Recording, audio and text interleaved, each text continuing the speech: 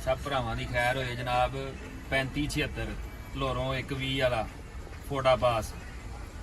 साडे जिन्ने भी चाहन वाले भरा ने अल्लाह पाक सब दी खैर करे, बाकी सारियां दी भी खैर करे, अल्लाह करम करे जनाब। इस गड्डी सफ़र करो, इंशाअल्लाह तुहानूं डिस्काउंट भी होएगी, धक्के नहीं वजणगे ते तुहाडा टाइम भी बचेगा।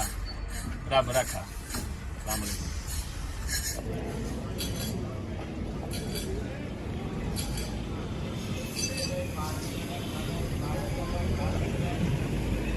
अस्सलामुअलैकुम शहजादे हो। कारवां फुल शूटर नॉन स्टॉप लोरों फोड़ा पास राती 1:20 वाला नॉन स्टॉप शूटर केस।